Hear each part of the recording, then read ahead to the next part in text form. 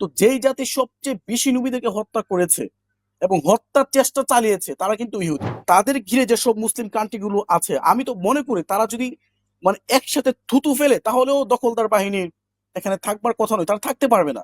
মূলত পশ্চিমা শক্তি বলয়ের কারণে আরব বিশ্বগুলো ফিলিস্তিনের পাশে দাঁড়াতে পারছে না। আমরা যে নামাজ পড়ি, নামাজের মধ্যে প্রত্যেক রাকাতেই তো আমরা সূরা ফাতিহা পাঠ করি। তো এখানে আমাদের সর্বশেষ আয়াতে যে আমরা পাঠ করি যে গৈরিল মাগদুবি আলাইহিম ওয়ালাদ-দাল্লিন, এই যে গৈরিল মাগদুব, আল্লাহ যাদের উপর গজব নাজিল করেছেন, যারা পথভ্রষ্ট হয়ে গিয়েছে, এই তাদের কাছ থেকে আমরা যে পানা চাচ্ছি, আশ্রয় চাচ্ছি, এই জাতিটাই কিন্তু ইহুদি জাতি। এবং আপনি জানবেন যে আল্লাহ তাআলা তো পৃথিবীতে অনেক নবী রাসূল পাঠিয়েছেন। তো যেই জাতি সবচেয়ে বেশি নবীদেরকে হত্যা করেছে এবং হত্যার চেষ্টা চালিয়েছে তারা কিন্তু ইহুদি। এই ইহুদিরা কিন্তু ঈসা আলাইহিস সালামের মাকেও সবচেয়ে বড় অপবাদ দিয়েছিল এবং জাকারিয়া আলাইহিস সালামকে হত্যা করেছিল। এবং এই ইহুদিরাই কিন্তু এখন আমাদের ফিলিস্তিনি ভাইদেরকে, এই যে আপনি হয়তো আজকে আমরা যে নিউজটা পড়ে আসছি যে গাজার স্বাস্থ্য মন্ত্রণালয় যে তথ্যটি জানিয়েছে যে সেখানে প্রায় 60,000-এর বেশি মানুষ ইতিমধ্যে আহ, ইসরায়েল দখলদার বাহিনী শহীদ করেছে এবং আহত হয়েছে সেটা আরো অনেক, এবং অনেকে ধ্বংসস্তূপের নিচে চাপা পড়েছে যেখান থেকে তাদেরকে উদ্ধার করা যাচ্ছে না।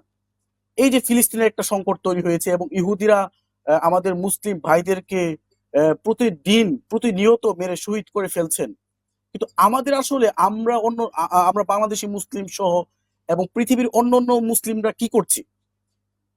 আমরা কেন আমাদের ভাইদের পাশে দাঁড়াতে পারছি না?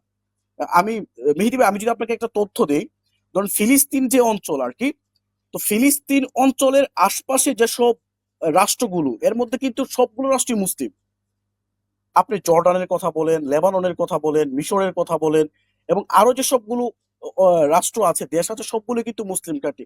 এর মধ্যে হচ্ছে ফিলিস্তিন এবং ইসরায়েল, যেখানে তারা বড় পরিচিত হামলা চালাচ্ছে এবং যেই রাষ্ট্রকে তারা দখল করে নিয়েছে। তো তাদের ঘিরে যেসব মুসলিম কান্ট্রি গুলো আছে, আমি তো মনে করি তারা যদি মানে একসাথে থুতু ফেলে তাহলেও দখলদার বাহিনীর এখানে থাকবার কথা নয়, তারা থাকতে পারবে না।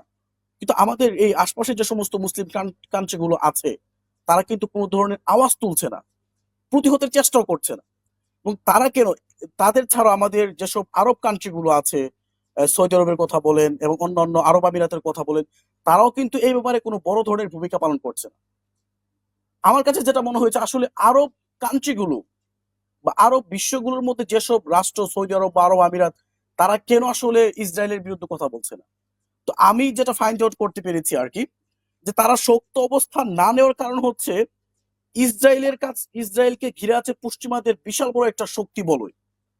মূলত পশ্চিমা শক্তি বলয়ের কারণে আরব বিশ্বগুলো ফিলিস্তিনের পাশে দাঁড়াতে পারছে না। এটা হচ্ছে একটা কারণ। দ্বিতীয় কারণ হচ্ছে আরব রাষ্ট্রগুলো ভয় করছে তারা যদি ফিলিস্তিনের পাশে দাঁড়ায় এবং ইসরায়েলের এগেনিস্টে তারা কোনো ধরনের অবস্থান নেই, তাহলে তাদের যে চেয়ার আছে, তাদের যে গদি আছে, সেটা নড়বড়ে হয়ে যাবে। কারণ এর আগে ধরেন আমরা ইরাকে দেখেছি কিংবা হচ্ছে সিরিয়াতে দেখেছি এই চিত্রটা, যে পশ্চিমা মুরলদের কারণে সেখানে মুসলিম প্রধানের বিপর্যয় হয়েছে। তো আরব বিশ্বের মুরলরাও এই বইটাই করছে, তারা যদি ইসরায়েলের বিপক্ষে গিয়ে ফিলিস্তিনের পক্ষে দাঁড়ায় তাহলে তাদেরও সমস্যা হতে পারে। এই কারণে মূলত তারা ইসরায়েলের বিরুদ্ধে অবস্থানটা নিচ্ছে না।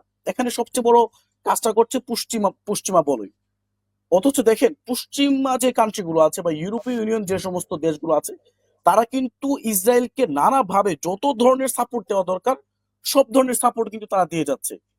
কিন্তু আমরা যারা, যেসব মুসলিম কান্ট্রিগুলো ফিলিস্তিনকে ঘিরে আছে, যেসব মুসলিম কান্ট্রিগুলো ইসরায়েলকে ঘিরে আছে, তারা যদি তাদের অবস্থান থেকে ঠিক মতো প্রতিবাদ করতো এবং ফিলিস্তিনকে সহায়তা করতো, হামাসকে সহায়তা করতো, তাহলে কোনোভাবেই কিন্তু এখানে ইসরায়েল দখলদার বাহিনী টিকে থাকতে পারতো না। এবং সেটা কোরআন এবং হাদিসেরও কথা। আপনি কোরআন এবং হাদিসও এটা বলা হয়েছে, ইসরায়েলরা কখনোই তারা তাদের নিজস্ব মাতৃভূমি বলবো না, তারা কখনোই তাদের নিজস্ব আবাস ভূমি পাবে না। হ্যাঁ, আপনি বলতে পারেন যে ভাই এখন তো তারা খুব ভালোই আছে। দেখেন, এখন তারা খুব ভালো থাকলো, আপনি চিন্তা করেন ফিলিস্তিনের মানে দখলদার ইসরায়েল বাহিনীর যে পরাশক্তি আছে, ওদের যে আপনার বোমা বলেন, পারমাণবিক শক্তি বলেন, আরো যে সমস্ত ওদের লজিস্টিক সাপোর্ট আছে, সেই তুলনায় কিন্তু ফিলিস্তিনিদের কিছুই নেই। তারপরে দেখেন ফিলিস্তিনিদের ভয়ে ওরা থরথর করে কাঁপছে।